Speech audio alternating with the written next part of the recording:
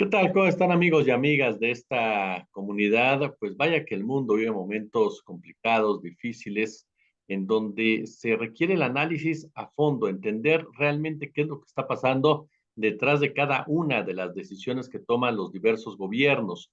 Hemos visto lo que pasa en Francia con esta decisión de Manuel Macron de llevar a cabo acciones en contra de una política, dicen los expertos, icónica para la sociedad francesa, para el ámbito laboral francés, pero también pasa en Alemania, hay huelgas, también está pasando en otros puntos de Europa. En fin, voy a platicar con el admirado Jorge Mahfouz, usted lo conoce bien, escritor, analista, a quien como siempre le agradezco muchísimo estos minutos para nuestra comunidad. Jorge, ¿cómo estás?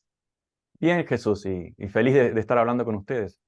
Igualmente, querido Jorge. Oye, nos llamó mucho la atención este artículo que publicaste precisamente, tanto en página 12 como también me parece que aparece en Rebelión, en donde abordas lo que pasa con estas dictaduras, pero dictaduras empresariales, con estos grupos empresariales Mm. que podríamos definir son el verdadero poder tras el trono. Sí, y cuando decimos empresariales, hay que recordar que el mismo lenguaje produce una gran confusión. Por ejemplo, el pequeño y mediano empresario Claro. muchas veces se cree identificado con los que llamamos empresarios o los grandes poderes que rigen los países individualmente y el mundo. De una forma brutal, es una dictadura absoluta, absoluta. No solamente me estoy refiriendo a las grandes corporaciones, como pueden ser las más visibles, Apple, o Microsoft, Walmart, Starbucks, Amazon, son la parte más visible. Pero también están el gran poder concentrado, y estamos hablando de trillones y trillones de dólares, de aquellos inversionistas, que también hay que volver a distinguir aquí y evitar la confusión. Muchas personas que, bueno, están tratando de salvar sus salarios, sus pequeños ahorros, haciendo pequeñas inversiones, es lógico y natural. Consideremos, por ejemplo, que en un país que incluso como Estados Unidos, supuestamente con una moneda una divisa mucho más estable, tenemos un 6% de inflación. Es decir, supongamos que un trabajador común o un empresario, un pequeño empresario, tiene un ahorro de $50.000, digamos $100.000 en el banco. Estábamos hablando de unos $6.000 de pérdida anuales. Entonces, y aquellos que no estamos en el negocio de las inversiones, bueno, los perdemos. ¿Qué vamos a hacer? Tenemos otro trabajo, no nos dedicamos a eso. Es casi imposible o muy difícil. Y aquellos que sí pueden o tienen algún tiempo y algún conocimiento de inversiones lo hacen, pero son pequeños inversores. Ahora, no estamos hablando de eso, estamos hablando, por ejemplo, si podemos ir a aquellos capitales que están empecemos, por ejemplo, con en español se dice safe haven o los paraísos fiscales, Mm. que están en muchos lados, generalmente son islas. En Europa también hay paraísos fiscales, Holanda, en Inglaterra incluso uno de los paraísos fiscales y uno de los poderes mayores de las finanzas está en Londres, pero no es la ciudad de Londres, se llama the City of London. No es de hecho el mayor, el alcalde, sino el jefe mayor de esa parte del centro donde están todos los conglomerados financieros y bancarios. Y el 70% que eligen a esa persona son empresas, son empresarios, son gerentes. No estamos hablando de pequeñas y medianas empresas ni pequeños y medianos empresarios, estamos hablando de gente que son dueños del dinero, por lo tanto son dueños del mundo. Esos son paraísos fiscales. Y si consideramos, por ejemplo, que existen, nadie sabe exactamente la cantidad, pero todos están de acuerdo que son varios trillones, en español serían varios billones de dólares, escondidos, que no pagan impuestos, pero además están ahí de reserva para volver a salir a presionar, acosar países enteros, a acosar políticos, gobiernos que están desesperados por recibir algo de esa inversión y van a hacer cualquier cosa, sean socialistas, capitalistas, democráticos, dictaduras, no importa. Por eso el título de ese artículo, que en muchos casos podemos tener más o menos democracias políticas, con instituciones, con elecciones, etcétera, pero tenemos claramente dictaduras económicas, dictaduras que además se filtran luego en decisiones políticas. Acá en Estados Unidos, las grandes compañías, las grandes corporaciones escriben directamente las leyes y los representantes, entre comillas representantes, porque además los senadores la mayoría son millonarios, nos representan a los que no somos millonarios, porque no somos tan Correcto. inteligentes como ellos, entonces ellos merecen ser nuestros representantes. Es un sistema feudal, obviamente. Sí, sí, sí. Entonces, ese poder, esa dictadura brutal, terrible, dictadura económica se transpira y modifica las decisiones políticas a su favor, obviamente, no a favor del pueblo que no tiene ese poder. Y luego tenemos las instituciones, tanto las nacionales como las internacionales. Supongamos, el Fondo Monetario Internacional, los presidentes son siempre europeos. El Banco Mundial, los presidentes son siempre estadounidenses. ¿Por qué?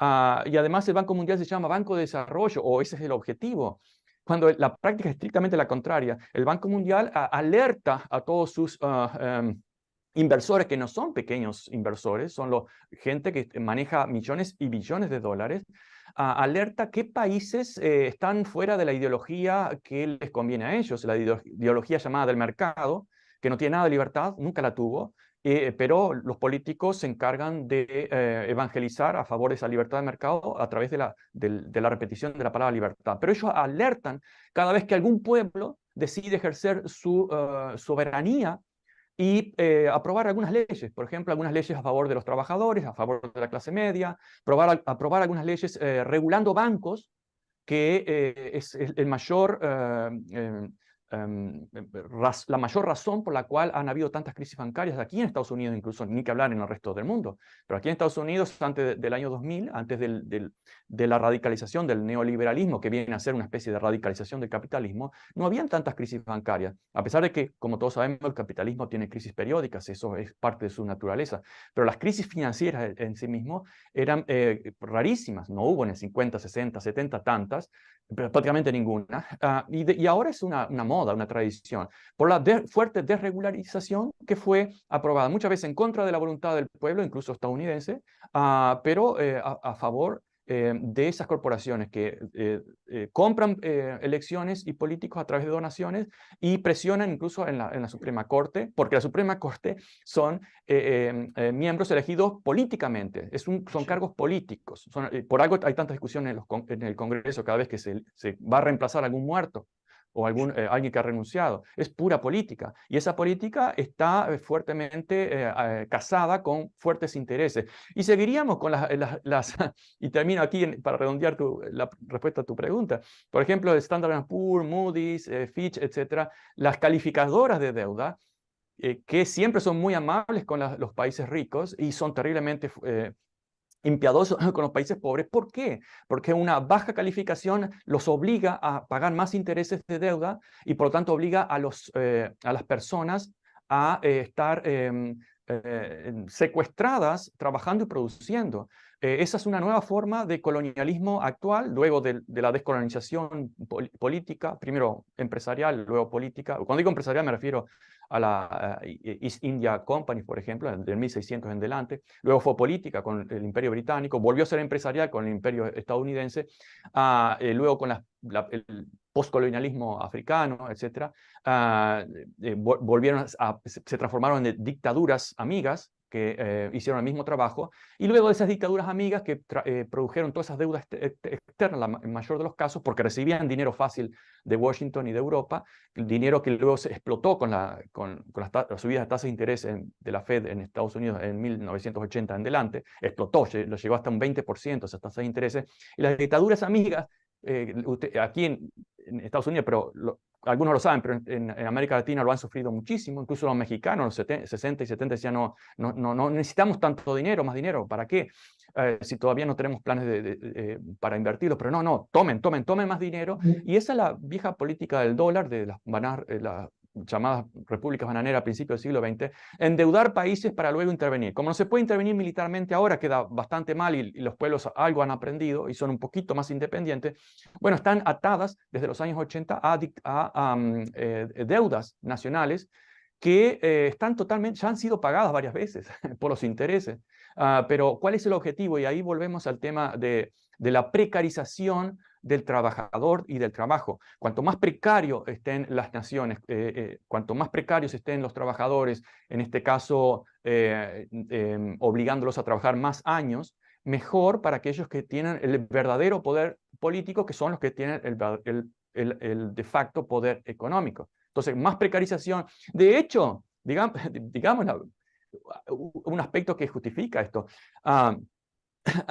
Todos los progresos que ha hecho la humanidad ha sido para, supuestamente, no solamente para vivir mejor, sino para que la mayor parte de la humanidad tenga más derechos. Y en este caso, en Francia y en Uruguay y en otros países se están vulnerando esos derechos, primero al tomar decisiones antipopulares contra la voluntad del pueblo. 70% de los franceses se oponen a esa reforma, y además con la arrogancia de decir fuimos votados, así que aguántense. Y ese es el gran defecto de las democracias representativas, que no representan, simplemente secuestran por 2 o por 4 o por 5 años la voluntad popular y pasan paquetes o venden paquetes electorales. La gente apoya esos paquetes debido a ciertos elementos de ese paquete que les atrae, por ejemplo, a través de elementos religiosos o de otro tipo, y en el mismo paquete, como el combo de McDonald's, te meten lo que realmente les interesa, que son algunas reformas económicas o proyectos de reformas económicas. No hay democracia ni por lejos directa, no hay democracia de hecho, y por lo tanto ellos se creen con ese derecho. Entonces, ¿cómo asustar a la gente? Los franceses no se han asustado aparentemente en las últimas semanas, pero lo normal es asustar a la gente diciendo, bueno, primero viene la violencia, y las clases medias normalmente le teman más a la violencia de los de abajo que al robo de los de arriba. Eso es un parámetro casi, un patrón casi universal. Y la otra miedo son, vamos a perder inversiones, se va a desfinanciar, etc. ¿Qué pasa de nuevo con los trillones de dólares que se han robado, porque fue un robo legalizado, que están en los paraísos fiscales, que no pagan impuestos, y están ahí listos para seguir acosando? En este momento el mundo tiene tantos recursos como para mantener a toda la población. Pero estamos dilapidando varios planetas porque estamos haciendo dinero a través del consumismo de cosas que no necesitamos y carecemos de servicios que sí necesitamos. Un ejemplo clásico es Estados Unidos.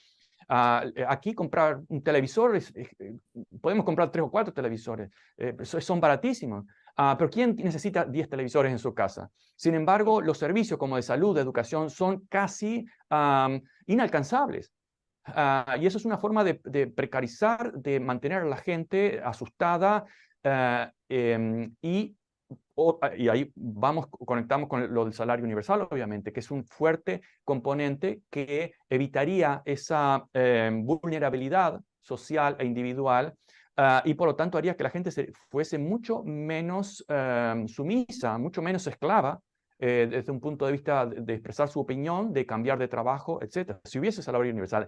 En este momento tenemos esos recursos, pero se está evangelizando a través del miedo, diciendo de que en realidad el sistema va a colapsar si no trabajamos más y más y más. ¿Para qué? Para que aquellos que son dueños del dinero y deciden dónde se ponen las inversiones a su favor, para extraer más y más beneficios y más trillones de dólares, tengan el poder de decisión y no el pueblo. Ese es el gran problema, me parece a mí, central, y que se expresa en distintas maneras, en este caso a través de las reformas de pensiones y retiros que en Francia han encontrado, tal vez sorpresivamente, pero no por ser Francia, pero sí se han encontrado con una rebelión, que creo que totalmente justificada, totalmente justa.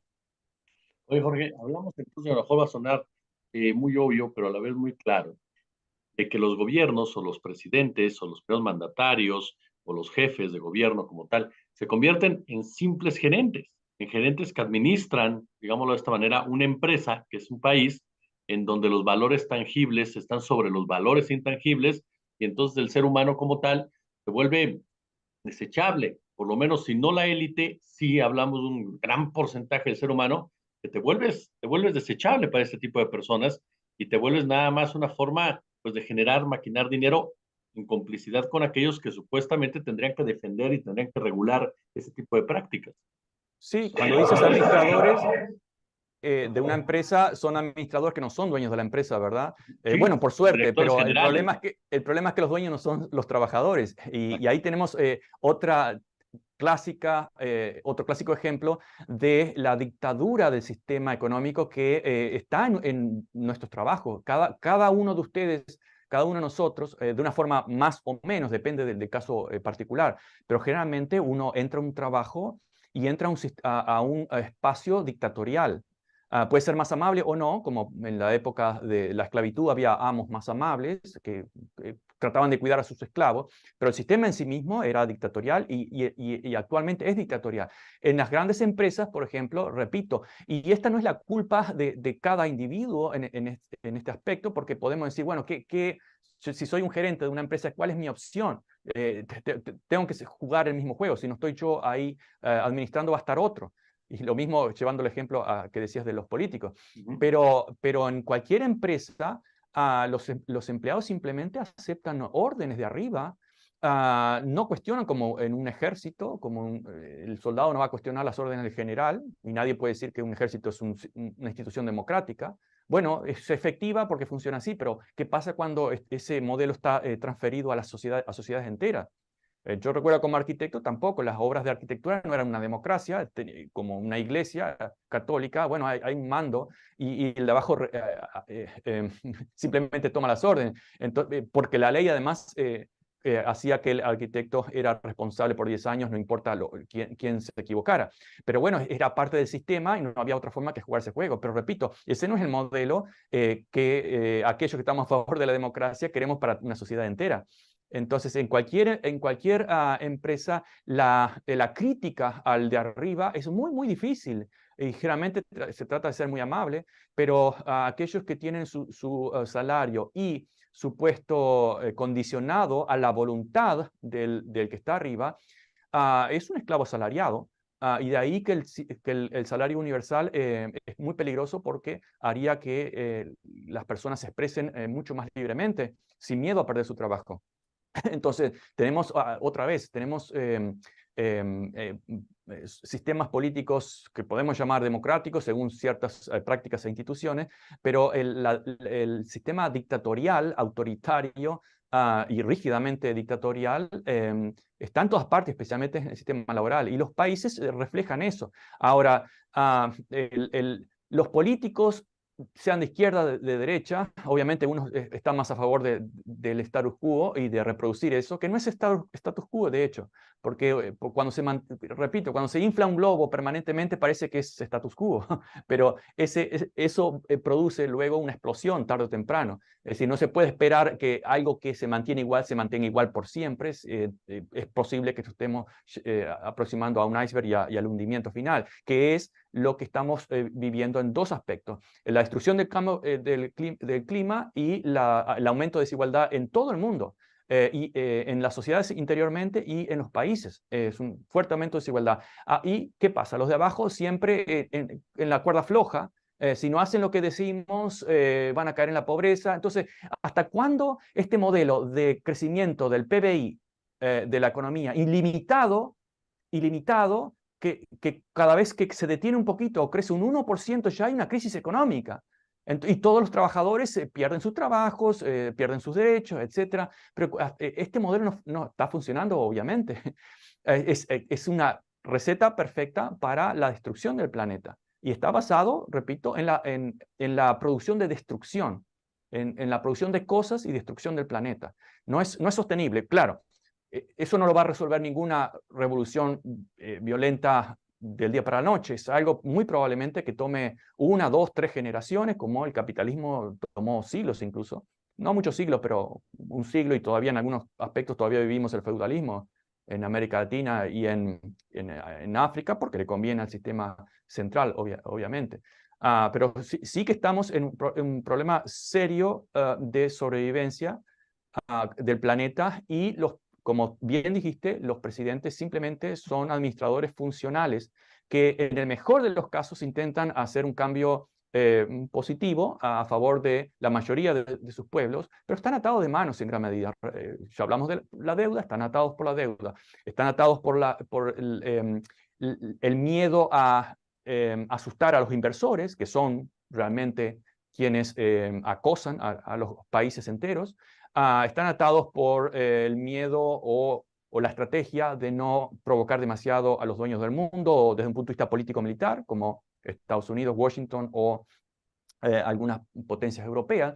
Es decir, hay que entenderlos en gran medida, pero lo mínimo sería que tengamos todos conciencia de que estamos en una situación injusta y que el ejemplo de rebelión, y no estoy aplaudiendo la violencia callejera, por suerte no ha muerto nadie, pero bueno, ha habido destrucción. Pero ¿cuál es la otra opción que tienen los franceses?